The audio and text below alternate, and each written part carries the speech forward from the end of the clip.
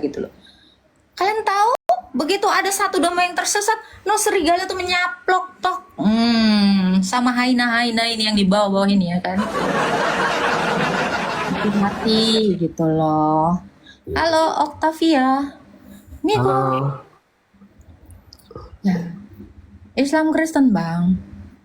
saya Kristen. Kak. Silakan Bang. Ada yang mau ditanyakan? Ini sebenarnya nggak tahu ya, denominasi gereja atau gimana. Saya Dibawa pernah, aja. Saya nggak mau bahas denominasi, udah dibilang. Kalau bahas denominasi di room saya, kamu itu mencoba menjadi kawanan domba yang satu biji mau keluar, mau sok-sokan. Terus kok debat denominasi sama aku, sama serigala itu kok diledekin gitu kan? Itu mau kau keluar aja kau.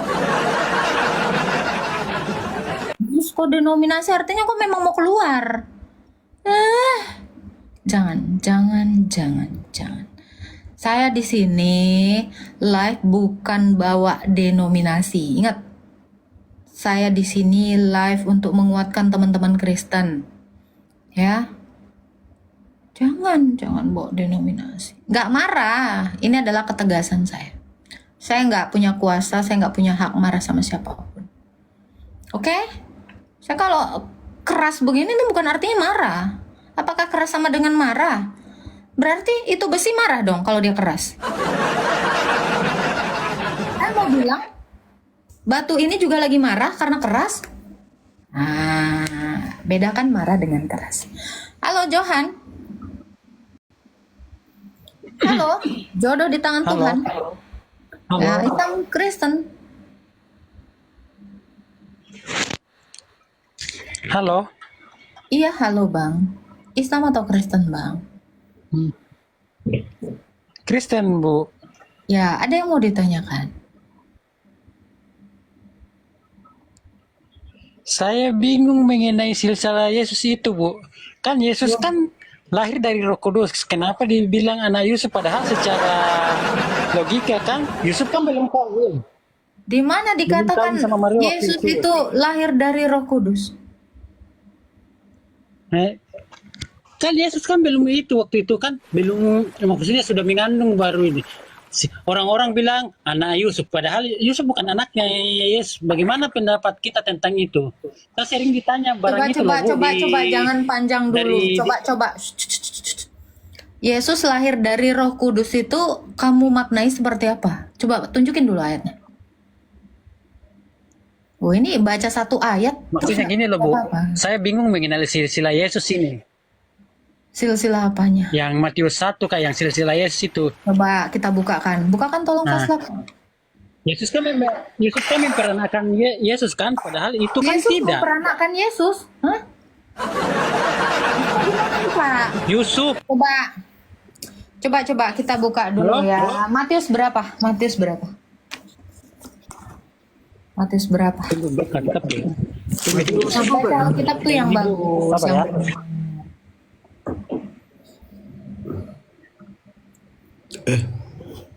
Ini udah gue bilang. Kelahiran Yesus Kristus adalah seperti berikut. Pada waktu Maria ibunya bertunangan dengan Yusuf, sebelum mereka hidup sebagai suami istri, ia didapati mengandung dari Roh Kudus. Ia yang dimaksud di sini tuh Maria. Iya, tapi kan secara tidak langsung. Enggak, apa yang kamu tangkap? Yusuf. Jangan iya, tapi kan saya. Ingat ya, kalian yang di room saya ini bertindak sebagai murid, saya mengajar. Sopan nama ibu gurunya. Oke, dengar. Jangan tapi-tapi. Kamu pernah nggak belajar di sekolah, terus kamu tapi-tapi disamplok sama gurumu? Dengar. Kelahiran Yesus Kristus adalah sebagai berikut. Pada waktu Maria ibunya bertunangan dengan Yusuf, ini lagi ngomongin Maria. Bukan Yesus yang mengandung. Kamu ini Yesus mengandung. Bertunangan dengan Yusuf sebelum mereka hidup sebagai suami istri. Didapati Maria sudah mengandung. Berarti Maria mengandung bukan karena Yusuf. Ini ayat 1. Paham? Ya, karena Yusuf suaminya seorang yang benar dan tidak mau menceraikan mencemarkan nama istrinya di depan umum, ia bermaksud menceraikannya dengan diam-diam. Namun ketika ia mempertimbangkan maksud itu, malaikat Tuhan tampak padanya dalam mimpi dan berkata, Yusuf anak Daud, jangan engkau takut mengambil Maria sebagai istrimu, sebab anak yang di dalam kandungnya adalah dari Roh Kudus. Jadi Roh Kudus yang membentuk kandungan Bunda Maria. Tetapi secara perdata, Yusuf itu secara perdata, ngerti nggak lo? Secara kependudukan di Israel itu, Yusuf itu sebagai bapaknya, supaya tidak cemar ini nama Maria. Jadi Yusuf itu menjaga marwah dari Maria. Jadi tidak secara biologis, namun silsilah ini dia dapat karena sebagai orang Israel itu harus didaftarkan. Gitu. Jadi Yesus ini dia adalah Allah Oh, yang mengambil kodrat manusia dari perawan Maria, yang mengerjakannya Roh Kudus, yang mengutusnya Sang Bapa. Paham sampai di sini? Nggak paham pasti. Ya, kalau saya paham Bu. Bisa bertanya lagi nggak Bu? ya kan. Itu anak Adam dan Hawa ada berapa? 2 ya? Kain dan Habel. Oh, keturunan maksudnya begini tuh Bu. Anak Adam dan Keturunannya kok Hawa bisa itu sampai banyak, sedangkan anaknya kan cuma 2 laki-laki. Sabar. Iya. Kamu Kristen udah Kan berapa anaknya tahun? kan cuma 2 laki-laki. Manusia pertama kan Adam dan Hawa. Kamu Kristen udah berapa lama? 15 Bu. 15 tahun kau bilang Adam dan Saya Hawa baru cuma 15 punya tahun 2. Bu. Dengar. Ya. Adam dan Hawa itu anaknya bukan cuma 2. Yang pertama sekali itu memang Kain dan Habel. Lalu Habel mati, lahirlah Set. Setelah itu baca Kejadian 5, ada lagi anak-anak Adam, perempuan dan laki-laki. Coba kamu baca Kejadian 5. Itu. Baca dulu, kamu baca Alkitab apa cuman ditenteng aja nih ke gereja? Oh, pokoknya bawa Alkitab ke gereja. Selesai kalian. Ya kan? Seperti itu Bang Johan. Nih, kita buka kan Faslab Kejadian 5 Faslab. Nih, keturunan-keturunannya Adam. Nih, tuh jelas banget loh ini Alkitab daging semua. Katalah, inilah daftar keturunan Adam pada waktu manusia diciptakan Allah. Dijadikannya dia menurut rupa Allah. Laki-laki dan perempuan diciptakannya mereka. Ia memberkati mereka dan menamai mereka manusia pada waktu mereka diciptakan. Setelah Adam hidup 130 tahun, ia mempunyai seorang anak laki-laki menurut rupa dan gambarnya, lalu dinamainya Set. Umur Adam masih 800 tahun lagi. 800 tahun. Ia mendapatkan Set. Ia juga mempunyai anak laki-laki dan perempuan. Ada banyak itu silsilah. Nah itu. Jadi Adam mencapai umur 930 tahun, lalu ia mati. Setelah Set hidup 150 tahun tuh, memperanakkan Enos. Enos dan Set masih hidup 800 tahun tuh. Dia memperanakkan anak laki-laki lagi tuh. Ah, itu sampai ke bawah itu. Laki-laki dan perempuan. Jadi jangan dibilang Adam itu anaknya cuma 2. Lu kata Adam program KB. Adam nggak kenal KB saat itu. Cukup 2 anak. Enggak. Kalau program KB saat itu Adam dan Hawa, udah cuma 4 orang aja tuh. Mati 1 udah 3 aja tuh. Udah, karena kagak ada perempuan lagi. Ini nggak beranak cucu lagi gitu. Oke.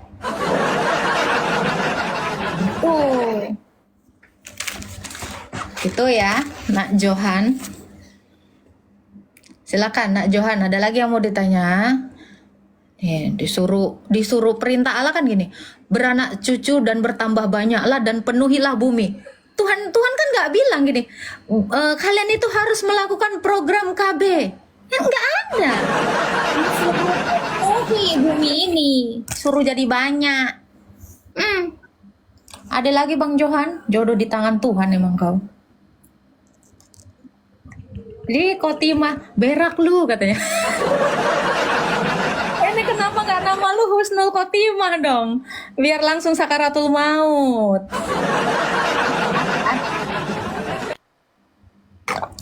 Gimana Bang Johan? Ada lagi yang mau ditanyakan? Miku, ikut. Halo? Iya, ada. Jaringannya lelet. Bukan Bang, nggak lelet jaringannya. Terdengar. Ada lagi yang mau ditanya? Halo? Ada Bang, ada suaranya. Ada kan Faslab suaraku? Ada. Halo? Ada sayang, ada. Ya, itu adalah ciri-ciri mau diturunkan. Biasanya ya RT 6 kalau udah nggak bisa jawab, halo, hilang sinyal gitu ya kan. Alasan aja. Berarti gue curiga ya Faslam. Tadi jawaban kita kagak dia denger itu. Dia halu-halu katanya dari tadi. Berlalu. Nyesel gak lo? Enggak sih, yang penting yang bawah kan tahu. Oh iya. Cair.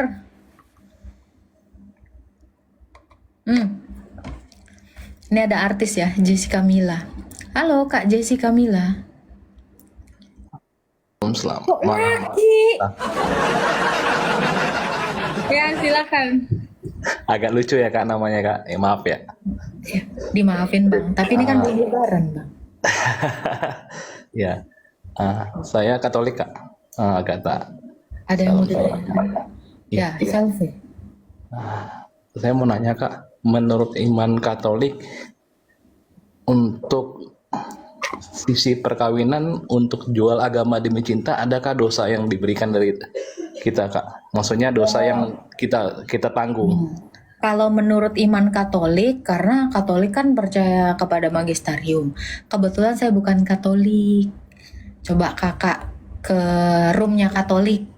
Nah, Romo Patris Allegro mungkin, ke room Joseph mungkin. Secara kekristenan gimana Kak? Nah, itu. Saya paham sih. Saya pakai magisterium, KGK. Saya nggak pakai KGK.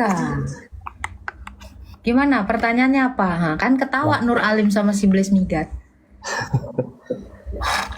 Iya, pertanyaannya bila mana ada seseorang yang sudah mengimani agamanya sendiri ketika dia melangsungkan pernikahan atau menyukai seseorang dalam iman satu Kristen, namun dari segi agama dia ada perbedaan sedikit, artinya dia ingin menikah dengan lawan jenisnya di luar dari Kristen tersebut, adakah dosa yang ditanggung oleh dirinya sendiri atau akan ditanggung oleh suaminya? Bila mana ada, menurut firman Tuhan di ayat mana Kak nantinya berbicara untuk dosa? Oke, gini ya Kak Jessica ya. Yang pertama, di dalam iman Kristen ya, terang dan gelap itu tidak bisa menyatu. Jadi Kristen pasti menikah dengan orang Kristen, harus dengan pernikahan Kristen. Ini saya menjawab dari perspektif Kristen dan Alkitab ya.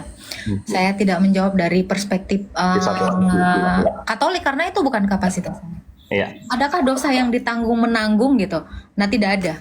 Dosa itu tidak ditanggung oleh orang lain ya, karena di dalam Alkitab, coba Paslap nanti bukakan ya, tiap-tiap orang memikul tanggungannya masing-masing gitu. Di dalam iman Kristen, kalau ada orang yang udah beda agama, apa teman-teman yang di bawah putusin gitu.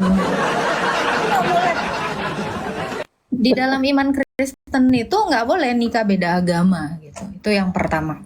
Yang kedua, kalaupun sudah menikah itu mungkin secara ilegal ya, atau mungkin yang satu yang satu gitu. Nah, itu juga tidak dibenarkan. Kenapa? Karena pernikahan itu bukan menikah satu orang, tetapi menikahkan perempuan dan laki-laki dengan Kristus.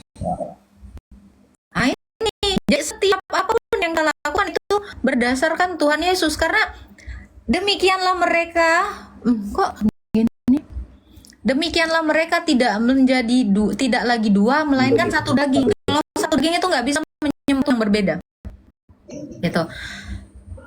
Nah ini sebab tiap-tiap orang akan memikul tanggungannya sendiri gitu. Jadi nggak bisa ada orang menanggung dosa orang lain gitu.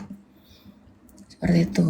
Ini dari perspektif Kristen ya, dari Alkitab gitu. Kalau dari iman Katolik mungkin ada yang membolehkan menikah beda agama. Nah, Ya. itu bukan kapasitas saya menjawabnya. Ya. Kak Jessica. Gitu. Oke, mungkin ya berarti itu artinya dalam segi kita tanggungannya masing-masing ya, individu ya. Iya. Secara ikhlas mengimani atas dasar Kristus dan menjadi satu kesatuan tanpa adanya paksaan, itu kan intinya ya Kak. Gitu.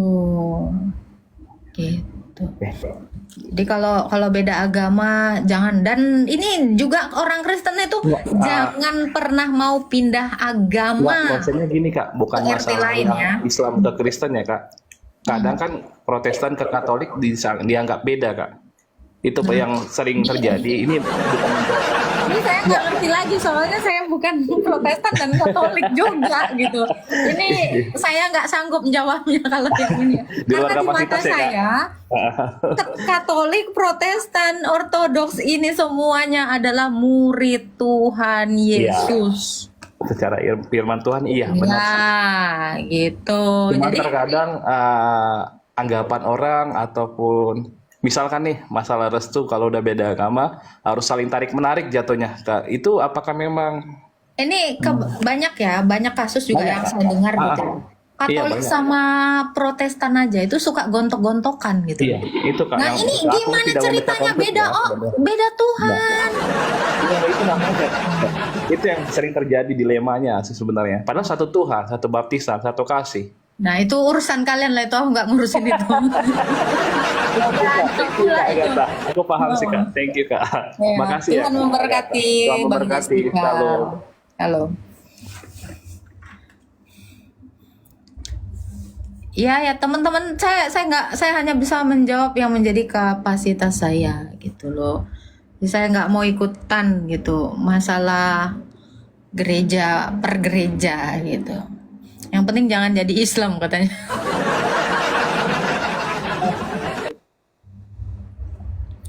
Kaslah faslap. Kalau konekkan lah R10 coba. Wifi kosan lagi busuk muter. Kok kira lapet bisa busuk? Baru dengar pula aku ada wifi busuk. Pisang kali busuk. Kita naikkan yang lain. Apa itu? Muter dong, muter kan? Ya. Bagus dong tawab.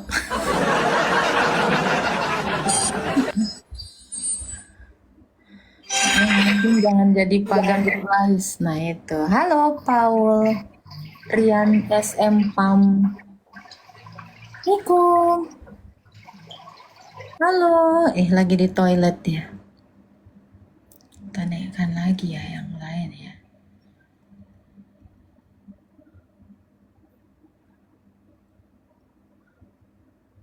Nah, ini ada uhti-uhti ya, kita naikkan. Salah pula. Ini entah cemana-mana lah jempolku lah. Naikkan uhti malah yang lain.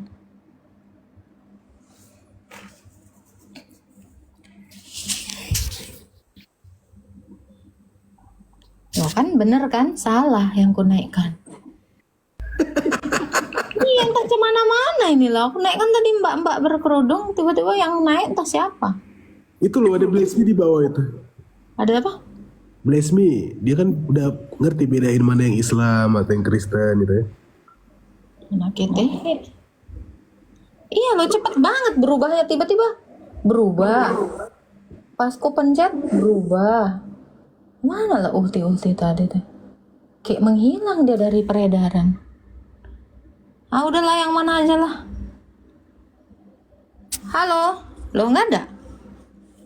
Oh, alah.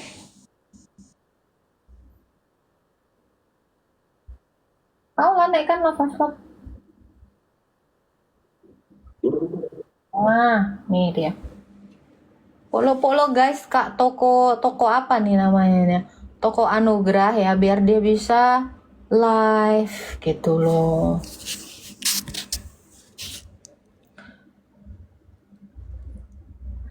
Dudung, Haji Dudung kah? Follow ya teman-teman ya. Shalom Kak Aloy. Nggak ada cuy. Turun dia.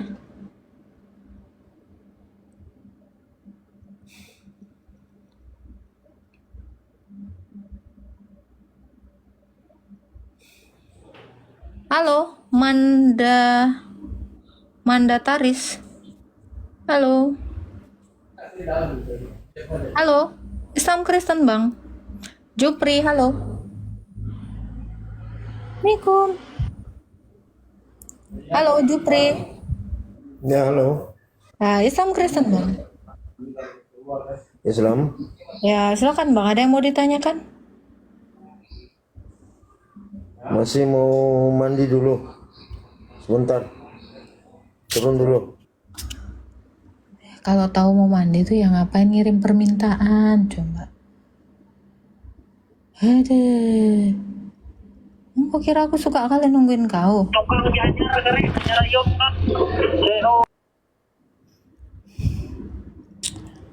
Emang agak lain ya abangnya ya. Ini siapa woi? Yang mau naik kirim ini ya, typing aja gitu biar aku naikin. Soalnya ini banyak banget ini.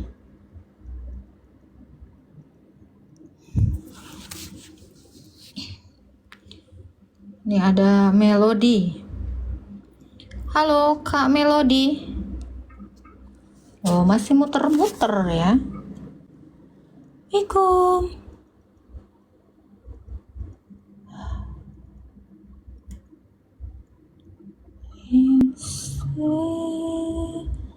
I'm crazy 'cause you don't know.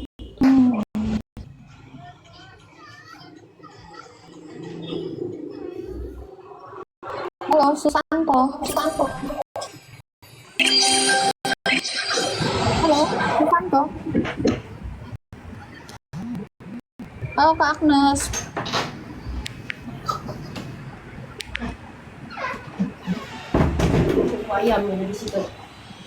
Anti hoax. Halo anti hoax. Oh, Nah, Islam Kristen. halo. Ya, halo. Islam atau Kristen, Bang? Ada yang mau ditanyakan? Silakan. Kristen. Ya, ada yang mau ditanyakan, Bang? Enggak, saya mau nanya itu aja. Bang Paslap tuh cepet banget naik pangkatnya. Kemarin masih Ustadz, Haji. Sekarang syaratnya apa sih, Bang Paslap?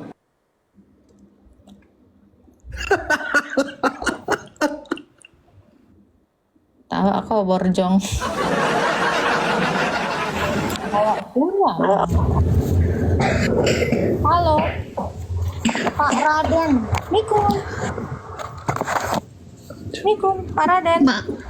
Maaf Kak Agatha terpencet Kak. Turunin aja Kak. Siap. Tuh, Pak Raden kok turun? Emang inilah agak lain lah. Kalian ini bantu tap ya teman-teman ya. Ini udah lama juga ini Asta. Coba kita naikkan dulu si Asta ini. Asta Indrayana. Mana sih mau dipencet pun langsung hilang gambarnya. Dimakan istirahat, belajar mau ngapain? Aku nggak tahu mau ngapain Kak. Astaga Tuhan, yang ngirim permintaan aneh-aneh semua ya. Halo Bang Indra.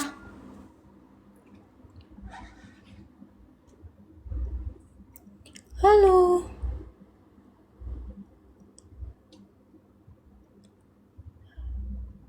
Tak ada dia. Kakak harus berapa orang followers biar bisa masuk? Nggak ada, followers pun bisa masuk. Halo, kakak harus berapa? Info apa ini? Info Pro. Halo, info. Assalamualaikum. Halo. Ya, Islam Kristen Kak. Halo. Gaming. Gimana nih? Kristen. Ya, ada yang mau ditanya? Silakan Kak, ada yang mau ditanyakan? Gini, Kak Agatha, ada beberapa hal yang mungkin sempat membingungkan lah ya, karena dalam pergaulan ada beberapa hal yang tanyakan. Mungkin yang dua aja lah dulu yang menurut saya agak membingungkan, karena saya pernah bergaul sama orang Kristen juga. Saya tidak menyebutkan denominasi gerejanya, Anda Islam atau Kristen? tapi di gerejanya Kristen. Kristen berteman dengan orang Kristen gitu. Tapi berbeda gereja. Lalu? Jadi pernah sharing-sharing soal iman, dia meyakini bahwa ada doktrin di gerejanya itu kita di dunia ini semua sudah ditentukan siapa yang akan masuk surga. Jadi nggak peduli dia mau berbuat baik, nggak peduli dia jahat. Kalau memang dia sudah dipilih menjadi penghuni surga, dia tetap akan masuk. Sebaliknya, kalau ada orang-orang yang sudah berbuat baik, taat dan bla bla bla bla, kalau memang bukan dia yang ditentukan, dia tetap nggak akan masuk surga seperti itu Kak. Itu yang pertama. Itu dalilnya di mana nggak aku tanya? Oh enggak Kak, nggak ada, cuma sharing-sharing. Takut ini kan, takut nggak bisa jawab juga, takut Dasar nggak imannya bisa. itu dari mana gitu? Ya itu nggak ada sih Kak, emang dia dapetnya waktu khotbah gitu aja. Itu ajaran sesat ya Bang ya? Itu ajaran sesat. Ah, Iya. berarti emang nggak ada secara Alkitab pun memang tidak disebutkan itu Kak ya? Ya, orang Kristen itu bisa kalau dia murtad, masa dia tetap selamat? Kan nggak mungkin. Gitu. Jadi orang Kristen itu harus menjadi seperti Kristus, karena Kristen itu artinya pengikut Kristus. Apakah Kristus pernah berdosa? Enggak. Nah, ya iya, berarti dia bukan Kristen. Dia ngaku-ngaku Kristen. Oke, berarti terjawab pertanyaan satu selama ini. Berarti memang tidak ada doktrin yang membenarkan, tidak ada ayat Alkitab yang membenarkan doktrin itu. Ya, ada. Terus yang kedua nih Kak, ini juga agak membingungkan. Menurut saya membingungkan. Selama ini doktrin yang saya terima ataupun di lingkungan, bahwa setiap orang meninggal akan naik ke surga, seperti itu Kak ya? Nggak ada juga dalilnya naik ke surga, ke Firdaus. Oke, ke Firdaus. Oke, saya revisi Kak ya, ke Firdaus. Nah, Firdaus ini menurut Alkitab letaknya itu di mana? Atau di mana sih letaknya Firdaus itu? Firdaus itu sampai langit ketiga. Itu di Langit ketiga. 2 Korintus berapa ya? Rasul Paulus itu dibawa ke langit ketiga. Itulah Firdaus. Oh, coba carikan Faslab dalilnya Faslab. Jadi Firdaus itu ada di atas, ya. Kalau kita lihat di dalam Lukas 16 ayat 19 dikatakan Lazarus dan orang kaya itu mati. Lazarus terbawa ke pangkuan Abraham, itulah Firdaus. Jadi Firdaus itu adalah alam penantian, di mana kita menantikan Tuhan Yesus itu datang kedua kali untuk mengubahkan kita menjadi tubuh yang sama dengan tubuh Kristus. Karena Berarti yang ya Kak. Karena sorga itu adalah di mana Allah itu berada. Jadi sorga itu bukan tempat ya, tetapi keadaan di mana kita menyatu dengan Allah. Nah ini, aku tahu tentang seorang Kristen 14 tahun lalu yang lampau, entah di dalam tubuh atau mana nih? Entah di dalam tubuh aku tidak tahu, entah di luar tubuh aku tidak tahu. Allah mengetahuinya, Allah yang mengetahuinya. Orang itu tiba-tiba diangkat ke tingkat yang ketiga dari sorga. Ini maksudnya langit. Ya, ini Uranon. Tuh.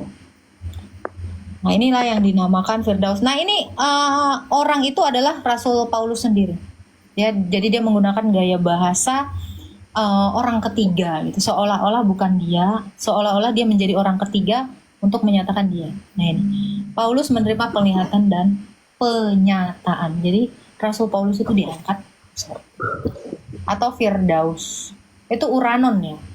Karena sorga itu ada, bukan tempat. Terus berarti yang di 12 iman rasul itu betul adanya Kak ya, yang dibilang Tuhan akan turun untuk menghakimi orang yang hidup dan yang mati. Oh. Artinya memang orang mati itu belum di surga tapi masih kayak melayang-layang gitu kayak Bukan melayang-layang, bukan melayang-layang, Di bumi bukan enggak. burung melayang-layang, bukan. Jadi itu adalah Firdaus, langit ketiga, langit tingkat ketiga, ya. Karena langit ini ada 3 tingkatannya. Itu yang pertama sekali itu antariksa, lalu yang pertama itu langit-langit yang ada masih burung-burung itu ada, itu langit yang pertama. Langit yang kedua itu antariksa, langit yang ketiga itu tadi, setelah Firdaus atau pangkuan Abraham. Jadi entah seperti apa, kita tidak ada yang tahu. Tapi Lazarus menceritakan bahwa dia bersama dengan Bapak Abraham.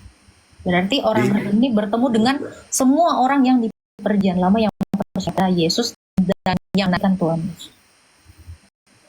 Oke. Berarti oke masuk Kak. Yang terakhir mungkin Kak ya, terakhir. Saya pernah kerja di suatu perusahaan yang memang ada fasilitas gereja di mana kebetulan pendetanya adalah seorang Batak.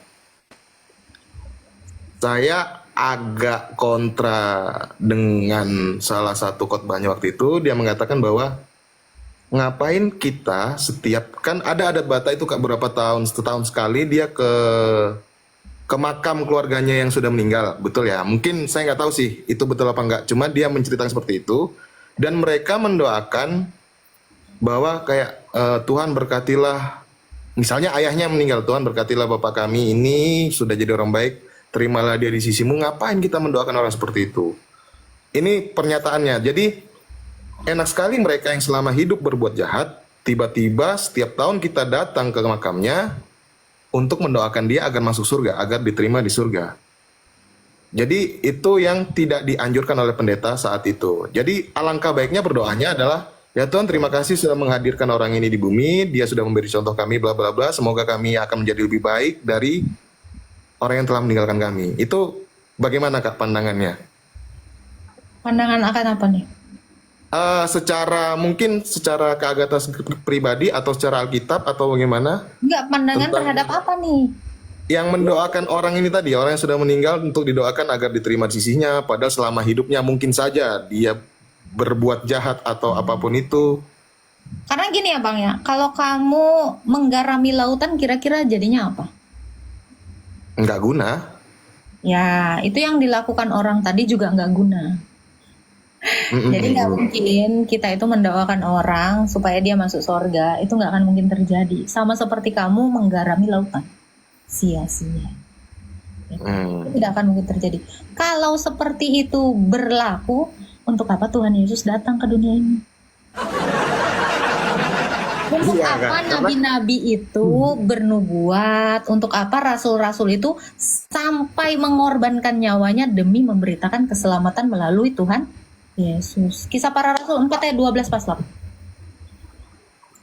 Jadi di bawah kolong langit ini keselamatan itu tidak diberikan kepada nama siapapun selain Tuhan Tuhan Yesus.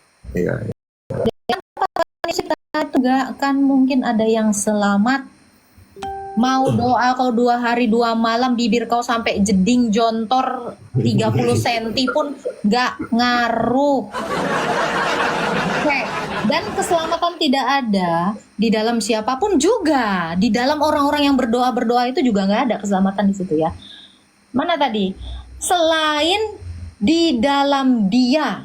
Nah ini Tuhan Yesus. Sebab di bawah kolong langit ini, nah kalau masih hidup di bawah kolong langit ini, tidak ada nama lain yang diberikan kepada manusia yang olehnya kita dapat diselamatkan. Bahkan Abraham, bahkan Musa, atas nama Musa, atas nama Yusuf, atas nama Bunda Maria, tidak ada keselamatan selain di dalam Tuhan Yesus ya. Atas nama Paijo nggak ada, atas nama Abdul nggak ada. Hanya Tuhan Yesus yang menyelamatkan. Karena waktu itu pendapat pendeta itu kayak memang nggak terima, karena memang selama ini budaya yang terjadi rata-rata orang kayak ziarah kubur pasti mendoakan, ya Tuhan terimalah ini bla bla bla, maafkanlah dosa-dosanya, terimalah dia di sisimu. Itulah yang beredar di lingkunganku. Saya tidak bisa berkata di Indonesia, tapi di lingkungan rata-rata ketika ziarah kubur doa yang disampaikan rata-rata seperti itu. Kita jangan menjadi orang Kristen yang menghakimi orang lain. Itu yang pertama harus kita lakukan. Tetapi kita boleh memberitahukannya secara empat mata. Bukan memberitahukan kesalahan orang itu di depan ribuan orang di sini.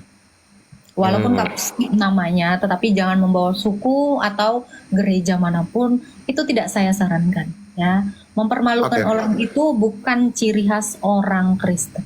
Tetapi kalau kamu memahami firman Tuhan, tegur empat mata. Empat mata. Ya, jangan kamu memberitahukan kebenaran, tetapi mempermalukan. Itu beda konteks kalau lagi dalam kamu ranah mengajar, gitu. Yang memang kamu mengedukasi kepada orang banyak. Kalau tidak berpengetahuan, jangan coba-coba menjelaskan firman Tuhan dengan ayat-ayat Alkitab, namun salah arti. Gitu, Bang. Oke, Kak. Ya, Tuhan memberkati Thank you, Bang Bunda. 2,5 gaming nama mungkin 2,5. Iya. Tidak salah emang dia orangnya, Kak. Ya, bagi dulu 100. Halo, Yansen. Halo, Kak Agatha. Halo. Islam Kristen, Bang? Ya, 100% Kristen, Kak. Baru tahu aku ada 100%. Kak, izin bertanya. Silakan. Saya mau bertanya tentang perceraian nih, Kak. Nggak usah lah kau nanya perceraian sini, nggak penting kali dibahas perceraian. Kalau kalian sini nggak bahas perceraian, artinya kamu mau cerai. Nggak usah bahas perceraian, belum saya nggak suka. Rasanya lah kawin-kawin. Tuhan tuh membenci perceraian. Kau bahas terus perceraian. Mau cerai rupanya kau. Nggak usah kau cerai. Walaupun kau belum nikahnya, kau nggak usah kau juga ngebahas perceraian. Berarti kau ada niat ingin menceraikan suatu saat nanti. Nggak boleh. Oke? Nggak guna perceraian. Kalau bisa nggak usah ada yang cerai. Nikahlah Kristen sama Kristen. Apalagi hostnya belum. Oh, Amor. Niko. Yo, malam Kak. Niko. Malam. Islam Kristen, Bang. Shalom. Salam. Oh, Kristen Katolik Bang. Kak, mau nanya lagi Kak? Nanya lagi, udah pernah nanya rupanya? Oh ya, aku sering nanya ya beberapa kali ini yang kedua sih. Yang nggak paham aku pengen kutanya. Oke, Kak, terkait dengan Rasul Paulus yang sering biasanya kesalahpahaman terhadap Rasul Paulus. Difitnah itu. Saya pengen menjawab, cuman kan nggak ada kepastian maksudnya karena saya nggak paham kan. Yang makanya saya mau tanya itu memastikan bahwa Rasul Paulus itu meninggalnya lebih dulu dia atau lebih dulu Rasul Petrus gitu. Jadi kan kita bisa maksudnya berargumen bahwa mereka ini kan maksudnya sejaman nih gitu. Maksudku kayak gitu, mau kita mau menjawab, mau membantah bahwa Rasul Paulus itu hidup di era para rasul juga. Mereka sama-sama mengajar nih gitu. Jadi kan nggak mungkin ada kesalahpahaman yang selalu seperti yang mereka tuduhkan bahwa Rasul Paulus membuat ajaran sesat dan sebagainya tuh. Kan kalau memang ada para rasul di situ yang bareng-bareng sama mereka kan kayaknya nggak mungkin. Itu kan paling saling apa namanya ya? Mereka bisa saling gimana ya? Pokoknya gitulah Kak. Itu gimana itu Kak? Lebih dulu mana Rasul Petrus yang meninggal duluan? Ya. Kita buka dulu Galatia ya. Ini kalau dibilang kapan matinya ini sebenarnya nggak penting. Lagi hidup aja dibahas. Coba bukakan Faslab Galatia. Ini Rasul Paulus berjabat tangan dengan 3 soko guru. Ini berjabat tangan, nggak usah mikirin mati. Nggak usah. Ya buka Faslab. Ini udah jelas banget nih. Galatia 3 ya kalau nggak salah ya. Gue lupa juga. Gedein lah badanmu. Gedein badan. Mentang-mentang berotot gitu. Nih ya. Nggak usah ngomongin mati, masih hidup kok. Galatia 2. Mana ya? Galatia 2 ayat 9 coba. Nih jangan ditanyain mati nih. Halaman langsung. Ayat berapa, Pra? Ayat 9. Galatia 2 ayat 9. Oke, Itu Pra. Kefas itu Petrus ya. Dan setelah melihat saya ulang. Dan setelah melihat kasih karunia yang dianugerahkan kepadaku, maka Yakobus, Kefas, dan Kefas itu Yohanes, Petrus. Petrus, yang dipandang sebagai soko guru jemaat, berjabat tangan dengan aku dan dengan Barnabas sebagai tanda persekutuan, supaya kami pergi kepada orang-orang yang tidak bersunat dan Nah, ini ya. Jadi Rasul Paulus itu Kefas, itu Rasul Petrus, nama lain dari Rasul Petrus. Ini berjabat tangan supaya mereka ini sama-sama menginjili untuk orang yang tidak bersunat. Dia mendapatkan izin dari 3 soko guru itu. Nah, supaya sebagai tanda persekutuan supaya kami pergi. Nah, jadi tiga rasul ini, Yakobus, Petrus, Yohanes ini mengizinkan Rasul Paulus itu untuk keluar dari Israel bersama-sama dengan Barnabas menginjili. Gak usah ditanya matinya duluan mana. Jadi Petrus salaman sama Barnabas, sama Yohanes, sama Yakobus. Ini aja ayatnya.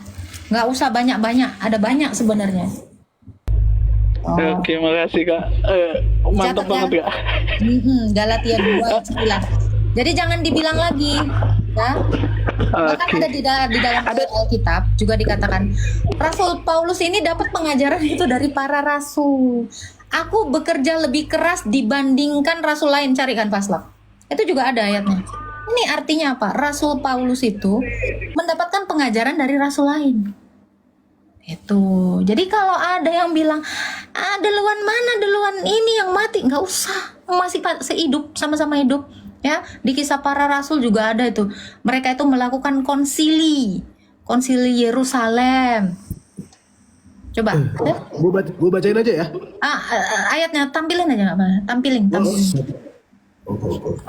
Ini aku Petrus bekerja lebih keras dibanding rasul yang lain. Tetapi apakah kamu tidak menganggapku rasul gitu loh? Ada dia. Oke, gue bacain ya. Tetapi karena kasih karunia Allah, orang butuh dalilnya dicatat. ini udah gue buka. Nah, jadi nanti orang tuh lihat ayatnya tuh. Catat. Oke, saya bacakan. Tetapi karena kasih karunia Allah, aku adalah sebagai... Loh, nggak ada ya?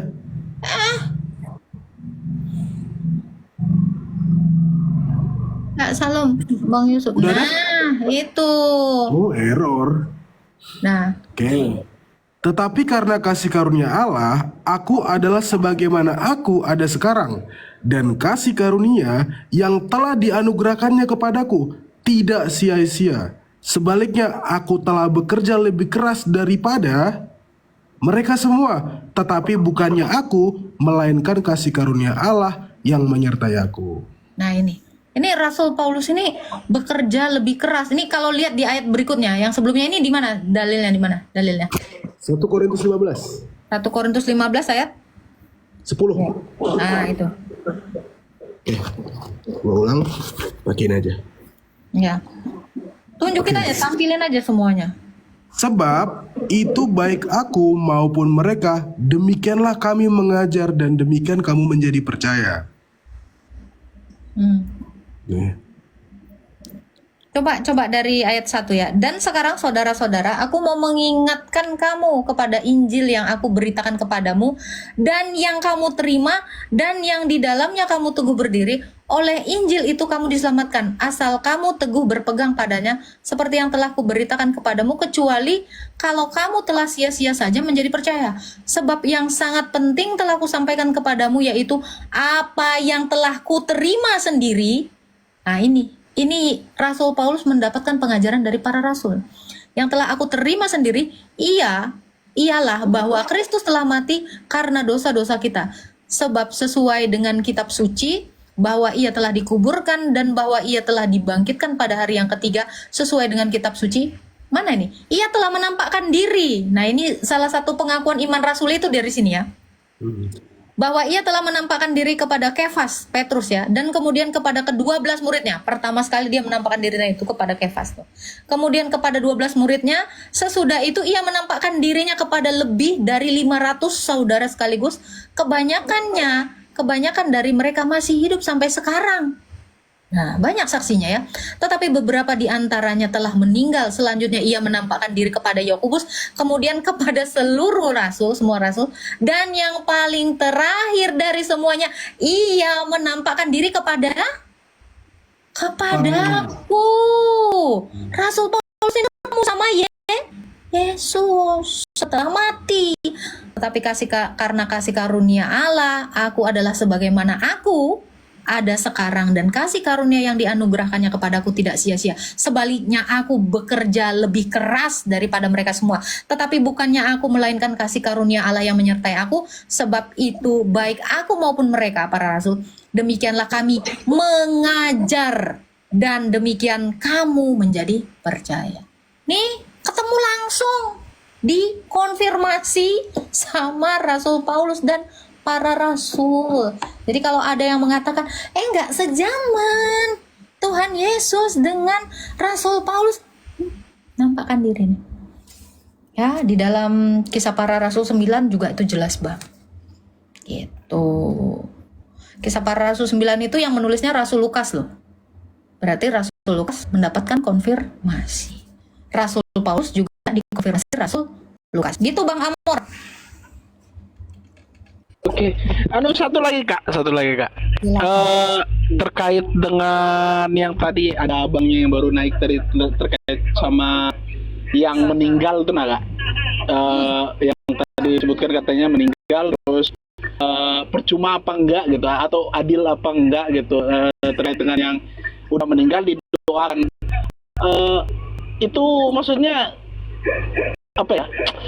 Kalau memang kita memang nggak boleh ngejudge nih, cuman kalau memang mereka tidak, doa kita tuh ibaratkan nggak nggak bisa ngefek gitu.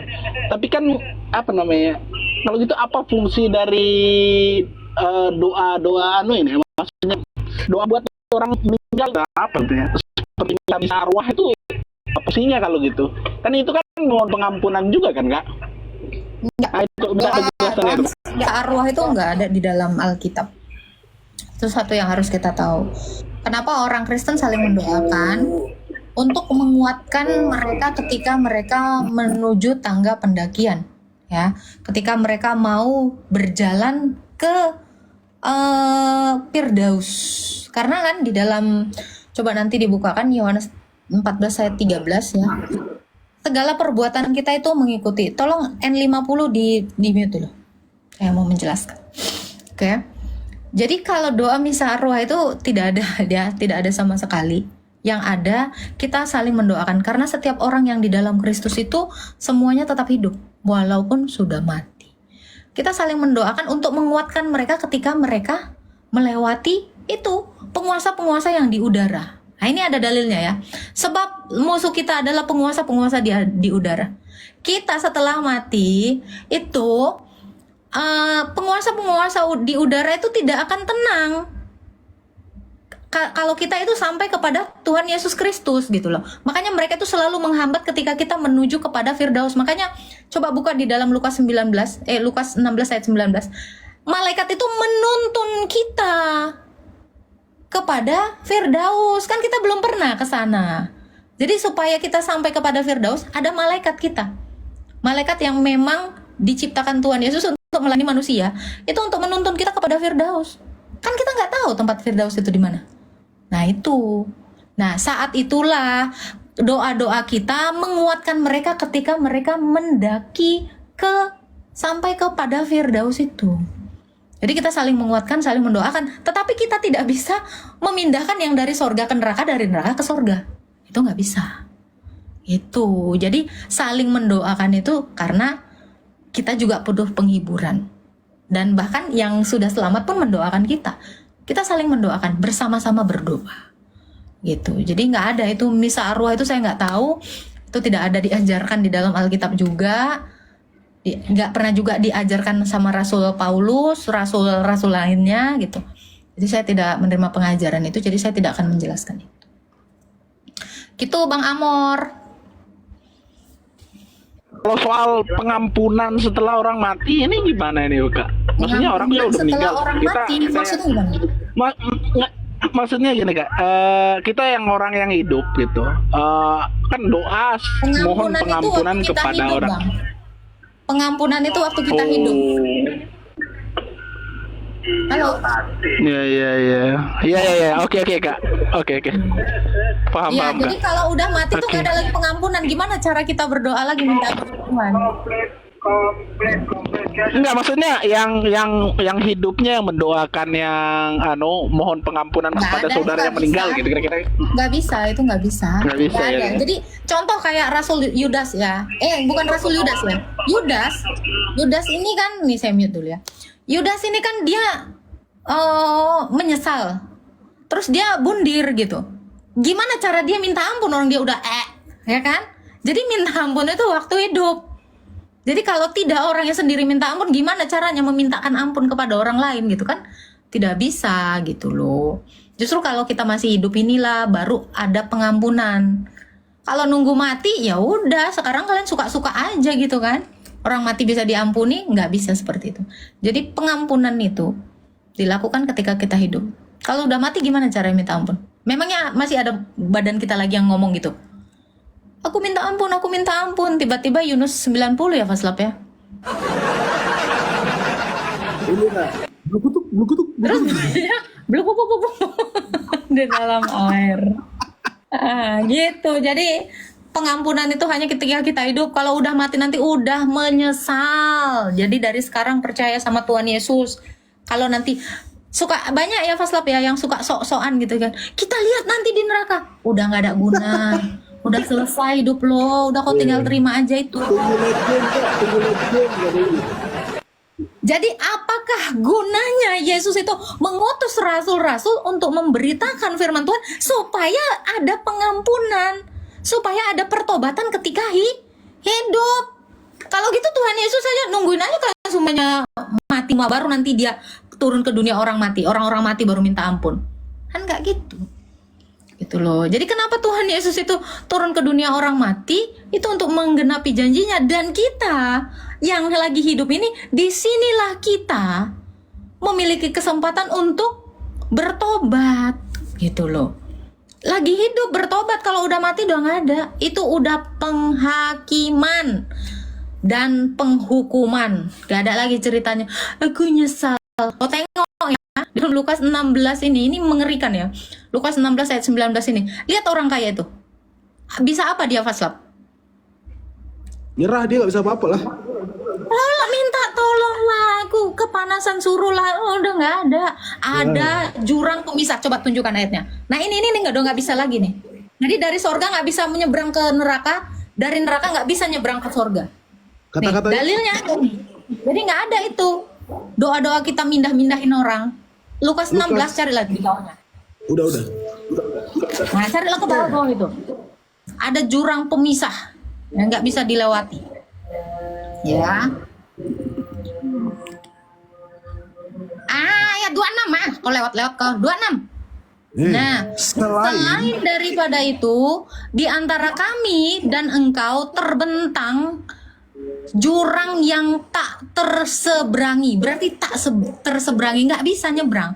Supaya mereka yang mau pergi dari sini kepadamu maupun mereka yang mau datang dari situ kepadamu tidak dapat menyeberang. Nggak bisa nyebrang coy. Kalau udah di Firdaus, udah di Tartarus saja. Lo katanya bisa nyebrang. Nah, jadi jangan berharap ya kau itu lagi gue masih di alam begini, bisa di alam barzah lagi bisa gini, nggak bisa. Ada jurang yang tak terseberangi. Ini ayat dalam nih. Ini kalau mau tahu jembatan Sirotol Mustaqim, nah ini dalil. Nah, macam sok tahu aja ya, tahu lah, itu udah dikasih tahu sama Tuhan Yesus.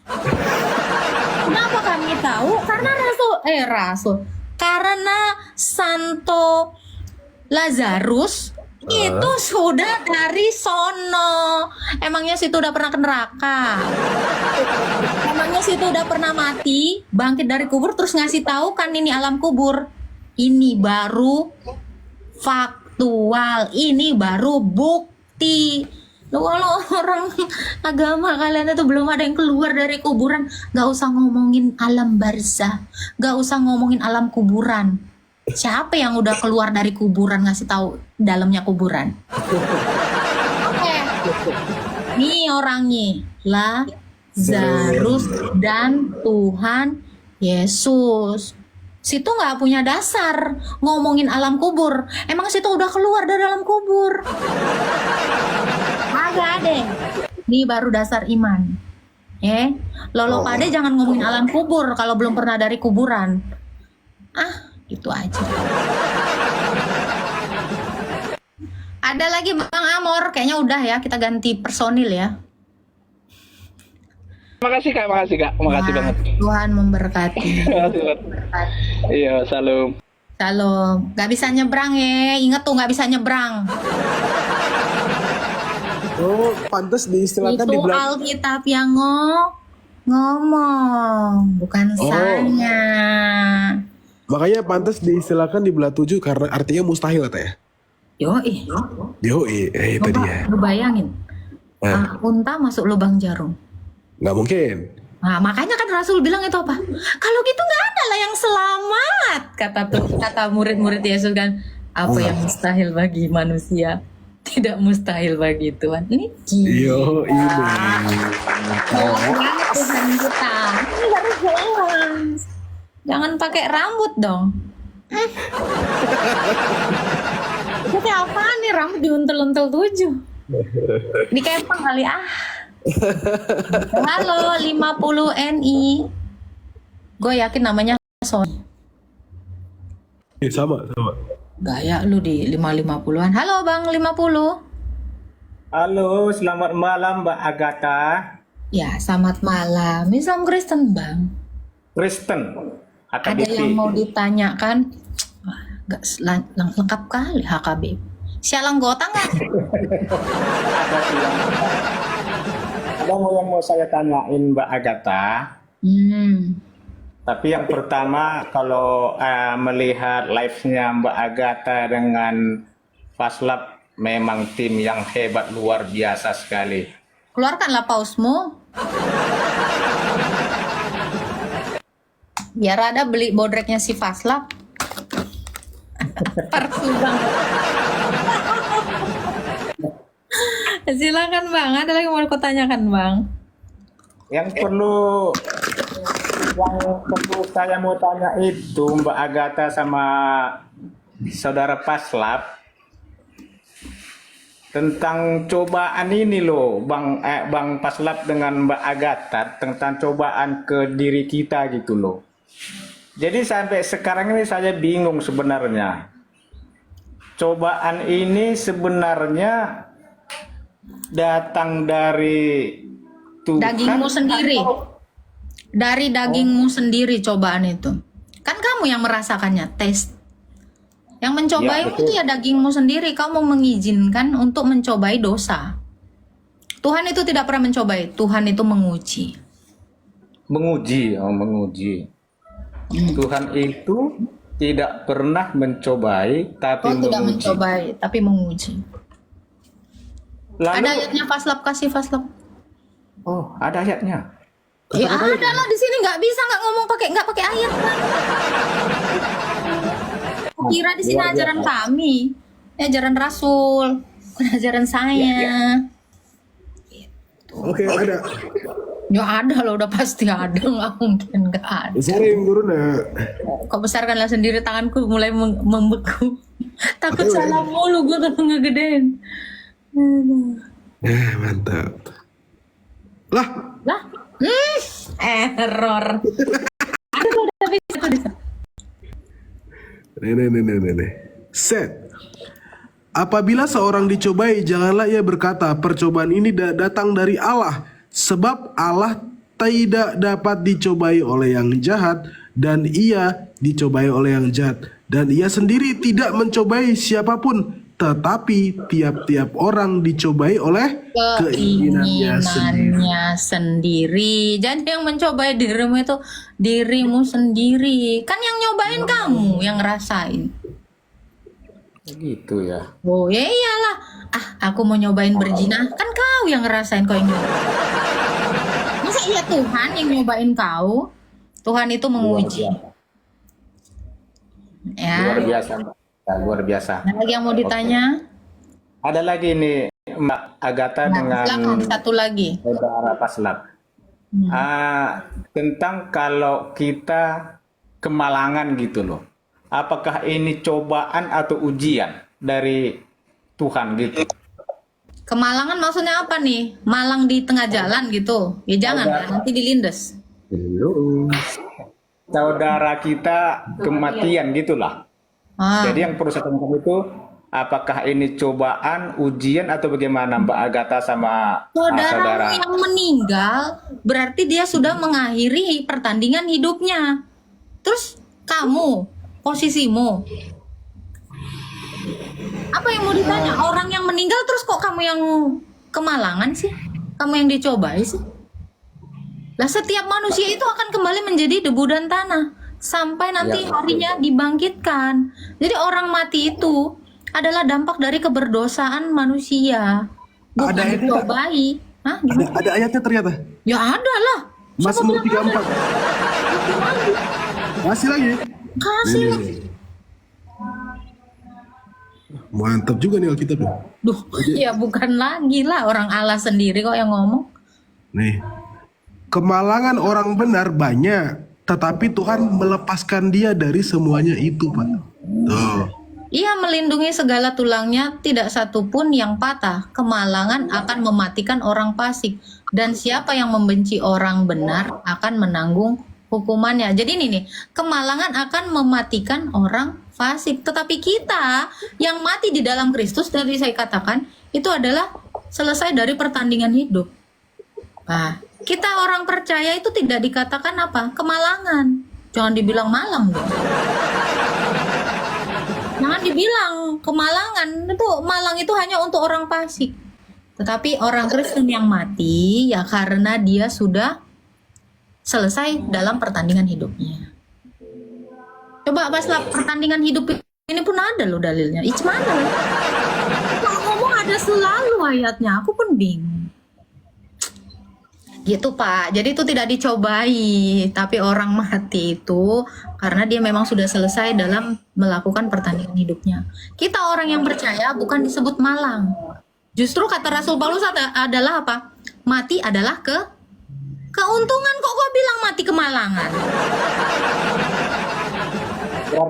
Berarti Mbak Agatha sama saudara Paslap, berarti selama ini kita di masyarakat salah dong mengatakan bahwasannya Itu Anda, jangan kita dong. Saya kan nggak ikutan. Itu kan Anda yang tidak mengenal firman Tuhan, yang tidak tahu firman Tuhan, makanya Anda menganggap demikian. Berarti salah ya, kematian kita bilang kemalangan ya Mbak Agatha, salah ya? Iya, jangan dibilang kemalangan. Makanya kalau di dalam Kristen sebenarnya kami ya, terutama kami bilang itu tidak semoga beristirahat dalam damai, bukan kekalah kenangannya itu. Karena memang kenangan orang yang hidup itu kekal. Kami tidak mengatakan rest in peace. Itu nggak tahu itu dari mana. Istirahat. Lo katanya rebahan, capek lo di dunia ini. Jadi rest in peace itu juga sebenarnya nggak tepat. Kenapa? Karena kalau istirahat dalam damai, sementara di dalam Yohanes 11 ayat 25 dikatakan kita tetap hidup. Ya. Orang Kristen itu tetap hidup. Jangan dibilang istirahat dong. Tapi sudah menyelesaikan pertandingan hidupnya. Itu menurut Alkitab. Iya, bukan menurut saya ya. Oke Mbak Agatha dengan saudara Paslap, ini saya ini udah tercerahkan sekali dengan penjelasan Mbak Agatha dengan saudara Paslap. Jadi semoga dengan pencerahan ini, mudah-mudahan ke depan bisa bertambah kuat imannya. Jadi untuk Ya, amin, Mbak amin. Agatha, ya untuk Mbak Agatha dengan saudara Paslap, Kayak orang kata-kata aku tapi. iya, semoga diberi kesehatan dan umur panjang dan Amin. rezeki yang berlimpah. Amin. Sekali lagi Tuhan terima kasih Mbak Agatha lima dan Mbak ini. tutup. Aku turun dulu yang Ya, oke. Pak. Perasaan gue nggak ngomong apa-apa ya. Ya lu kan nunjukin ayat, lu juga kerja lah di sini. Tuh Vincent kau aja goyang-goyang. Selama Vincentmu tuh masih nampak kerjanya kau itu, dihitung ya kau kerja, tenang. Iya. Tuh dikasih singa itu sama itu Bang Argi itu, tapi dalam bentuk stiker. Tapi dalam bentuk typingan. Halo, Black Gold. Apa kau sibuk kali kau tadi? Halo. Halo Kak, halo. Islam Kristen, Bang. Kristen nggak Kristen, Protestan. Ada yang mau ditanyakan, silakan. Iya Kak, aku baru ikut room kakak nih 3 hari lah.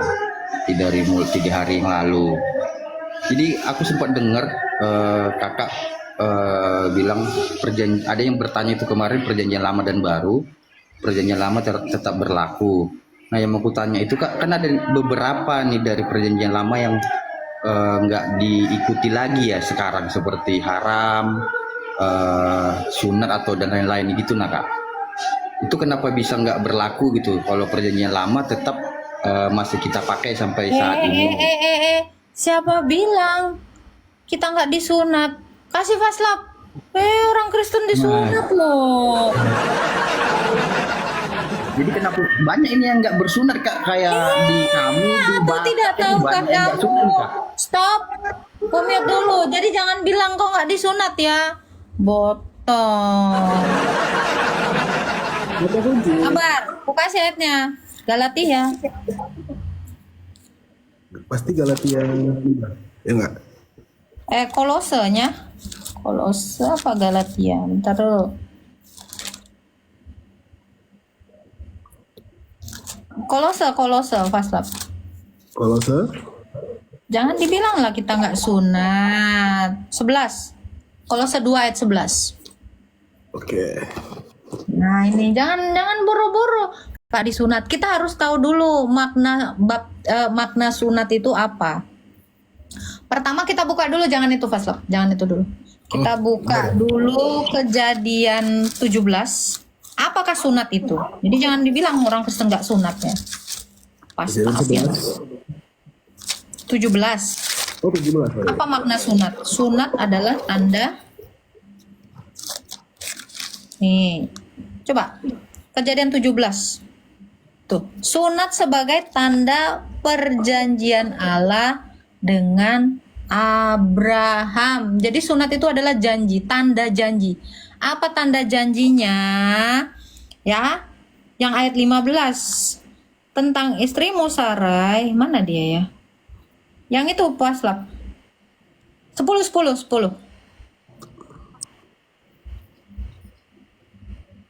Ini di sini. Ya. Inilah perjanjianku yang harus kamu pegang. Perjanjian antara aku dan kamu serta keturunanmu, yaitu setiap laki-laki di antara kamu harus disunat. Oke, sebentar. Ini janji ini diberikan kepada Abraham ya. Oke. Yaitu setiap keturunan Abraham itu harus disunat. Oke, penggenapannya coba kita buka di Galatia 3 ayat 29.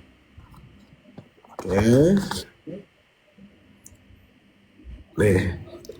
Dan jikalau kamu adalah milik Kristus, Sorry 28 dari 28. Oke.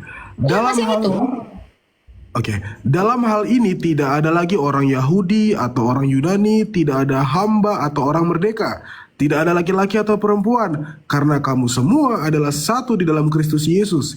Dan jikalau kamu adalah milik Kristus, maka kamu juga adalah keturunan Abraham dan berhak menerima janji Allah. Oke, tadi di sana dikatakan janji Allah itu diberikan kepada Abraham dan keturunannya. Kita yang percaya kepada Kristus itu disebut keturunan Abraham dan berhak menerima janji Allah. Janji Allah itu, coba kamu baca di ayat 9-nya. Ayat 9-nya. Ayat 16-nya. Dari yang tadi tuh, Galatia 3 tadi. Oke. Adapun kepada Abraham diucapkan segala janji itu dan kepada keturunannya, tidak dikatakan kepada keturunan-keturunannya seolah-olah dimaksudkan banyak orang, tetapi hanya satu orang, dan kepada keturunanmu, yaitu Kristus. Oke. Nah, sekarang kamu baca di dalam Kolose 2 ayat 11. Ingat ya, kita semua yang percaya kepada Kristus dikatakan keturunan Abraham dan berhak menerima janji Allah. Janji apa itu? Keturunan, yaitu Yesus Kristus. Makanya dikatakan di dalam Kolose 2 ayat 11 ini, dalam Dia, dalam Kristus kamu telah disunat, bukan dengan sunat yang dilakukan oleh manusia, melainkan dengan sunat yang dilakukan manusia, tetapi dengan sunat Kristus yang terdiri dari penanggalan, terdiri dari penanggalan akan tubuh yang berdosa, karena di dalam Dia kamu dikuburkan dalam baptisan, dan di dalam Dia kamu turut dibangkitkan. Tunggu, di atasnya dikatakan ya, di dalam Dia kamu telah disunat, bukan dengan sunat yang dilakukan oleh manusia. Sunat yang dilakukan oleh manusia, coba baca di Kejadian 17 tadi kasih. Yang ayat 11-nya. Seperti apakah sunat manusia itu? Nih, untuk yang nggak punya dalil sunat ya, contek di sini. Haruslah dikerat kulit katanmu, dan itulah yang akan menjadi tanda perjanjianku antara aku, Allah, dan kamu, Abraham. Jadi kita tidak lagi, balik lagi ke yang tadi, jadi kita tidak lagi melakukan sunat karena sudah digenapi oleh Yesus Kristus. Ya, yang di dalam Galatia 2 tadi digenapi di dalam Yesus Kristus ya. Hilang. Galatia berapa? 2? Yang tadi lah, balik lagi Galatia 2, Kolose 2. Oke. Nah. Kolose 2. Ayat yang ke-11 tadi. Nah, kita itu menerima tanda janji tadinya itu melalui sunat, bentukannya kerat kulit katan. Sekarang kita disunat dalam Kristus dengan cara menanggalkan tubuh yang berdosa. Kalau yang secara manusia menanggalkan kulit katan saja. Nah, tetapi sekarang sunat kita lebih substantif, terdiri dari penanggalan akan tubuh yang berdosa, karena dengan Dia kamu dikuburkan dalam baptisan. Jadi semua keburukan kita, manusia lama kita itu dikuburkan. Bukan hanya yang itu, yang melingkar-melingkar di penis. Jadi jangan dibilang orang Kristen nggak sunat. Nih, ya, Paduka Rudal nggak disunat katanya, astagfirullah. Nih, jadi kita itu disunat, sunatnya yaitu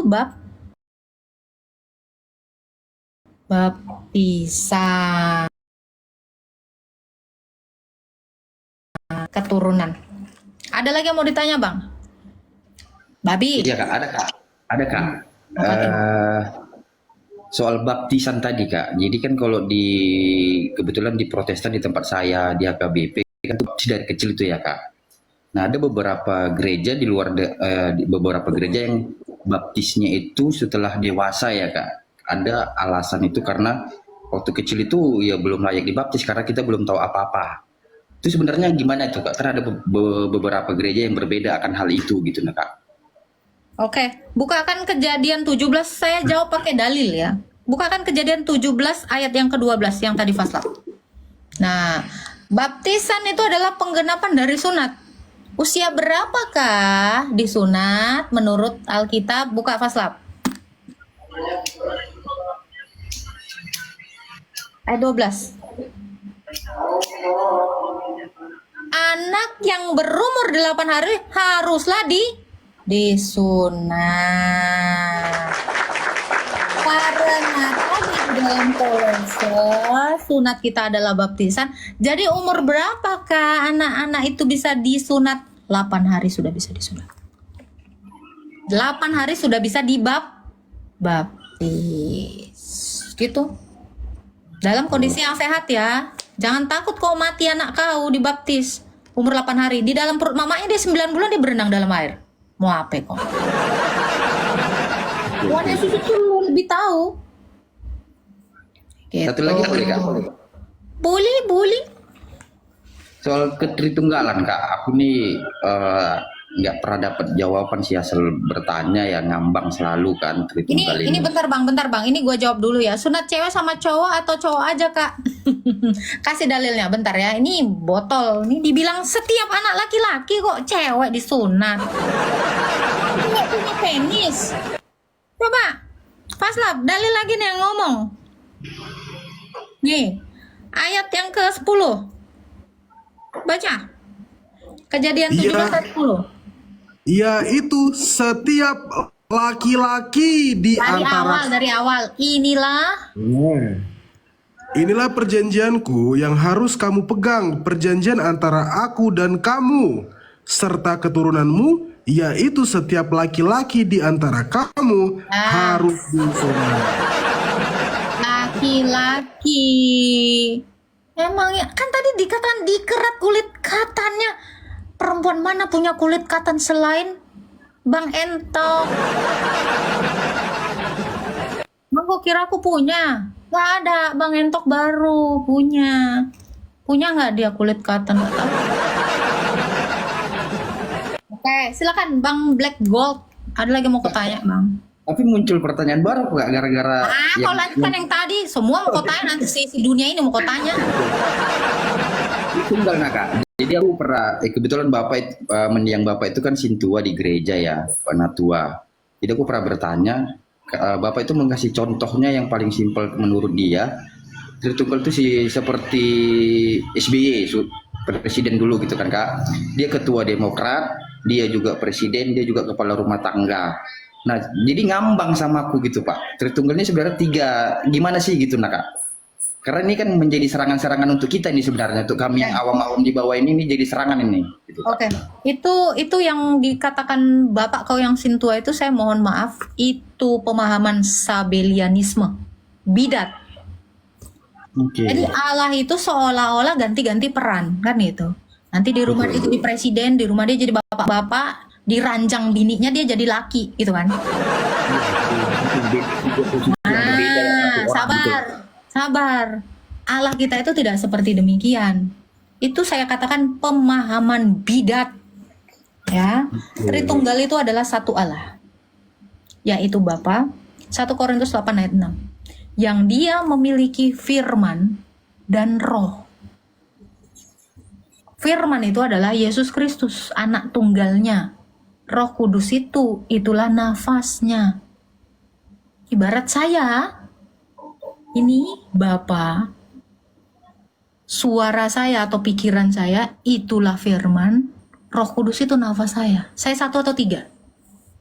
1. Nah itu. Jadi apa yang dikerjakan Bapa, itu yang dikerjakan anak. Badan saya, kalau tanpa firman, tanpa pikiran, saya tidak bisa menyatakan diri saya. Betul. Yohanes 1 ayat 18. Tidak seorang pun yang melihat Allah, kecuali anak tunggal dalam pangkuannya, dialah yang menyatakannya. Jadi firman itu yang menyatakan siapa Roh Kudus. Roh Kudus itu juga menyatakan dan bersaksi siapa sang firman. Yohanes 5 ayat 6. Jadi itu dalam kekekalan ini memang sudah bersama-sama dalam satu hakikat Allah, yaitu sama. Jadi kalau kayak penjelasan Sintuang tadi, itu pemahaman dia sudah dibuang ke tong sampah, jangan dipungut. Nah, itu dia. Itu tidak seperti itu. Tapi saya ngambang. Saya tahu. Sebenarnya kalian mengerti, makanya kalau baca Alkitab kalian tuh nggak akan ngerti karena kalian tidak paham Tritunggal. Yohanes 3 3 ayat 18 apa ayat 16? Karena begitu besar salah ayat berapa? Yohanes 3 ayat 16 ya. Verse 6. Ya, karena begitu saya kasih contoh. Hah? 16. 16. Ini kasih contoh tunggal. Jadi jangan dibilang sama anak bapak ganti peran gigimu. Oke? Karena begitu besar kasih Allah akan dunia ini, sehingga ia, siapa Allah tadi, mengaruniakan anaknya, Allah Bapa, mengaruniakan anaknya siapa? Firman, supaya berisik, supaya barang siapa percaya kepadanya tidak binasa melainkan beroleh hidup kekal. Jadi Yesus itu, Firman itu bukan anak. Yesus itu bukan Bapak yang berubah jadi anak-anak. Tiba-tiba nanti berubah lagi jadi kudus. Bukan. Karena Yesus selalu berkata, Bapak mengasihi aku karena dia mengurus aku. Cemana itu? Gue pernah jadi Bapak. Nanti gue pernah jadi anak. Bapak mengutus anak. Kau goblok. Jadi kalian mau bilang Yesus itu penipu? Oh, yang punya anak tiba kali bilang Bapak. Kan? Asik. Gitu. Jadi kalian itu ini. Ya. Bapak, Firman, ini yang disebut anak. Kenapa disebut Bapak? Ya karena punya anak. Kalau nggak punya anak, nggak mungkin dia disebut Bapak. Anak pun tidak mungkin dibilang anak kalau dia tidak berbapak, kan gitu. Bapak, anak, yaitu Firman, Roh Kudus, Tritunggal, 3 dalam 1. Ini tadi, pikiran saya ini saya sebut anak. Kenapa disebut anak? Sebelumnya dikandung di dalam diri saya, lalu dikeluarkan. Ibu-ibu pernah ditengok, ngelahirin, kenapa anak yang dilahirin disebut anak? Karena sebelumnya di dalam, lalu dikeluarkan. Itu makna anak. Yesus sendiri menjelaskannya di dalam Alkitab. Kalau kamu mengasihi, kalau Bapa adalah Allahmu, kamu mengasihi aku sebab aku datang dan keluar dari Bapa. Itu makna anak. Yesus sendiri yang ngajarin. Yesus juga yang mengajarin bahwa Bapa adalah sumber. 1 Korintus 8 ayat 6 tadi. Faslab di mana tadi? Yohanes berapa sih itu? Jikalau Bapa adalah Allahmu, maka engkau akan mengasihi aku sebab aku datang dan keluar dari Bapa. Yohanes 8 ayat 42 atau 4 berapa? Aku datang dan keluar dari Alkitab. Yohanes itu, Yohanes. Yohanes 8 ayat 42, Pra. Nah, Yohanes 8 ayat 42 itu makna anak. 1 Korintus 8 ayat 6 itu makna Bapa. Jadi makna anak itu karena dia diperanakan, dikeluarkan. Makna Bapa itu adalah asal usul dari anak atau sumber. Itu maknanya. Itu Tritunggal. Nah, kan dikatakan aku datang dan keluar dari Bapa. Roh Kudus yang akan kuutus juga dia datang dan keluar dari Bapa. Yohanes 15 ayat 26. Tritunggal banget ini Alkitab. Terutama perjanjian baru. Ibunya siapa? Kau. Allah adalah kasih, Allah adalah terang. Terang kok beribu. Gila kau. Kan tadi udah dibilang makna Bapa itu karena asal usul. Sumber itu maknanya, bukan bapak-bapak berkumis pakai topi. Ya, itu saya juga melahirkan pikiran saya. Makanya saya selalu katakan ada istilah pujangga melahirkan puisi-puisi. Siapalah ibu yang mengeo puisi-puisi itu. Jadi kalian harus tahu makna memperanakan itu artinya mengeluarkan. Perlu nggak? Ibu-ibu, perlu istri nggak? Nggak perlu. Kok nggak ngerti makna anak? Ya, bapakmu aja ngeluarkan kau loh dalam bentuk cairan. Apa bapakmu disebut ibu? Kira-kira hari lahirnya Pancasila, rahim siapa yang ngeluarkan si Pancasila itu? Siapalah mamanya Pancasila? Ini. Nggak ngerti definisi kata ya gini. Itu butuh babu nggak melahirkannya? Ingat ya, yang bisa melahirkan itu cuman yang dewasa. Perempuan belum cukup umur nggak bisa ngelahirin. 9 tahun tuh belum bisa ngelahirin. Digaulin. Ya, jangan digaulin. Kalau masih 9 tahun, nggak bisa mana. Soalnya belum head. Kan? Nah, kejang kalian semua di bawah kan. Aku kalau kayak gini gampang kali nampolnya. Itu. Jadi yang nanya, siapa ibunya? Ya nggak mungkin yang 9 tahun jadi ibunya. 9 tahun belum bisa punya anak. Oke. Tuh kan. Nih, jangan senggol saya. Gemes. Ada lagi Bang Black Gold yang mau ditanyakan. Jadi sudah mengerti kan Tritunggal itu? Sudah Kak, sudah. Jauh lah lebih dari yang aku dapat selama ini Kak. Ya. Jadi kalau masih ada yang bertanya ya Faslap ya. Yang mana? Terus ibunya siapa? Kau tanya dulu Bapak Isa siapa? Itu masih misteri sampai sekarang. Kalau lumrahnya ada anak, ada bapak, ada ibu. Siapa Bapak Isa? Pingsan. Ada lagi yang mau ditanya Bang Black Gold? Itu tadi Kak yang pertanyaan muncul tiba-tiba tadi yang antara sunat perempuan dan laki-laki Kak. Kan baptis ya. Jadi gimana tuh yang perempuan tuh Kak? Apa jadi perempuan kan nggak disunat tuh. Perempuan nggak disunat padahal kan sunat itu kan kalau di perjanjian lama itu yang dipotong kan sunatnya baptisan. Kita tidak lagi menggunakan sunat laki-laki. Kan semua orang tadi di atas ayatnya ya. Jikalau kamu sudah menerima Injil keselamatan, tidak ada lagi Yahudi, tidak ada lagi Yunani, tidak ada orang merdeka, tidak ada budak, tidak ada laki-laki, tidak ada perempuan. Kan perempuan nggak berpenis, Bang. Siap Kak, udah puas aku sama Tritunggal tadi sih. Pula muaskan kau kok ngerikanya. Tritunggal tadi itu aja Kak, udah lama itu jadi pertanyaan. Udah. Cabut. Thank you Kak. Shalom. Shalom, Tuhan berkati Bang Black Gold ya. Siap Kak.